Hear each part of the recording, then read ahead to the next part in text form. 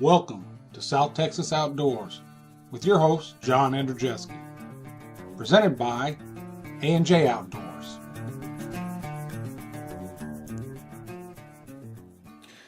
Hello everyone, John Andrzejewski, and today we're going to just give you a quick tip. This is on storing meat. Okay? Whether it's game that you caught, right, and killed and processing it yourself, or it's you buy bulk meat like we do. We'll go to one of those major markets like Costco or Sam's and buy meat every few months to last for a while. When you buy it that way, of course, it comes in large amounts, 5 pounds of ground beef in one thing. So we have to break it down to store it so that it lasts a longer time. Okay. Also with your game, you go to a processor and get ground venison. That's what this is in this bag. And it didn't come in the Ziploc bag. It came in the little game bag that most of you use and see. We throw it in the fridge to thaw it out to use it. And you can see the blood in the bag. These bags aren't absolutely airtight. And when they package them, this end piece, there's a long, here, I'll take it out and show it to you. This long portion here has a lot of blood and sediment that didn't get inside the bag. And that's what gets all over your refrigerator if you just take it out and throw it inside the refrigerator to thaw. Okay? So that's an issue. Another issue with this type of thawing is there's an area or a certain temperature zone that's called the temperature danger zone. When you're thawing out something, you don't want the product, especially meat, especially processed meats like something ground that's been processed a lot, multiple times.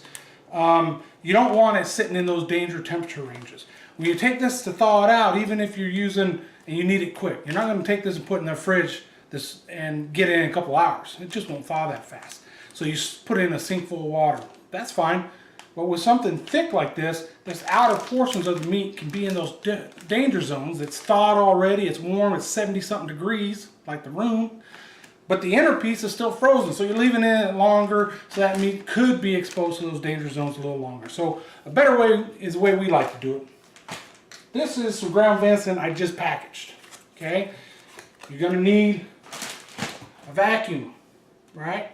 This one is a Food Saver vacuum packer. Okay? We've had this for probably 3, maybe 4 years. So nice cheap model, less than $100. And what it does is it sucks all that oxygen out of there. It allows the stuff to grow in there, make things go bad and oxidize. Okay, sucks it out and then it seals it for us. We put it in there in a ball or whatever is easiest to get it in the bag without getting too much junk up in this area, just like on those other ones. And then we flatten it out. Okay? It serves a couple purposes. One, freezes quicker. When you're going to freeze something, you want to freeze as quickly as possible because those temperature ranges we talked about. Also, it will thaw easier. I take this out and put it in a sink of water and it's thawed in a couple hours, where this thing wouldn't be near thawed in a couple hours. Okay? It stores easier, right? I can put several of these, stack them in the freezer. This thing rolls around in the freezer. They take up more room. It's the same amount of meat, right? But this one's just much easier to store. So it's easier to store. It's safer. It thaws quicker. So I'm all about storing my meat like this. This is some meat. It's not ground, right? It's cut up for sausage. Right? We just haven't made the sausage yet. So put it in the bag. Vacuum seal it, smash it down like this. So when I'm ready to make my sausage, I take it out of the freezer, put it in the sink for a little while. When I'm grinding, I like it to be close, not frozen solid, but colder than regular refrigerator temp, so it'll be a little stiffer, it'll grind better. So that's perfect for this purpose too. So if you're going to save meat, right, especially ground meat or cut up meats, we do the same thing with our steaks.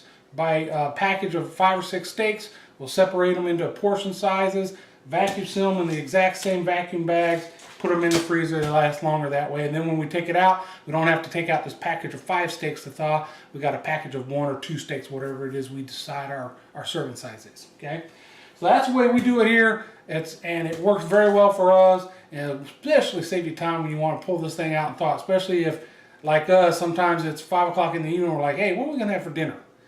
Well, if you're gonna pull this out, right, the only option really is stick it in the microwave, which when you try to defrost something with the microwave, it starts cooking it. Pull this out, put it in a sink full of cold water, notice I said cold water, and it'll be thawed a lot quicker than this one. All right, thank you for watching. This is one of our first quick tips. We'll be coming up with more as we think of them. All right, thank you.